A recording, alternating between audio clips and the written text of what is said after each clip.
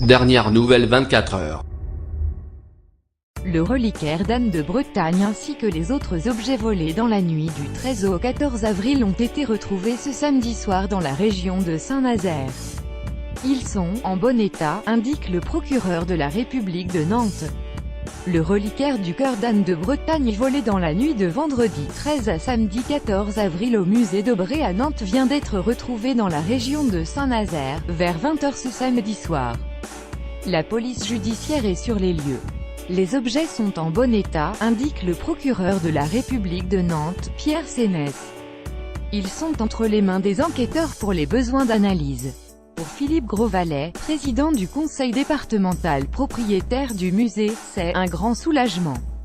Je suis extrêmement ému car on craignait le pire, la police a réussi à retrouver l'écrin du cœur d'Anne de Bretagne, un immense soulagement pour ce patrimoine commun inestimable. Je tiens à remercier les enquêteurs pour leur efficacité. Philippe Grosvalet, @pgrosvalet, 21 avril 2018. Deux hommes sous les verrouchés samedi matin, deux suspects âgés de 22 et 23 ans ont été mis en examen pour association de malfaiteurs et vol d'objets culturels exposés dans un musée. Ils ont été placés en détention provisoire. L'un des deux hommes avait été interpellé à Saint-Nazaire jeudi, l'autre s'étant de lui-même présenté au commissariat. Dans la nuit du 13 au 14 avril, les quatre hommes ont pénétré dans le musée d'Aubray par l'arrière en fracturant une issue. L'alarme du musée s'était déclenchée vers 3 h 30 mais le gardien de nuit n'avait rien remarqué de suspect.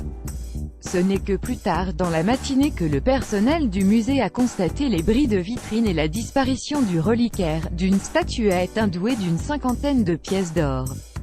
Il reste donc deux suspects dans la nature. Mais l'inestimable joyau du patrimoine culturel national a quant à lui été retrouvé. Lire aussi, tout savoir sur le reliquaire d'Anne de Bretagne Nantes. Le reliquaire retrouvé, pourquoi c'est une vraie bonne nouvelle.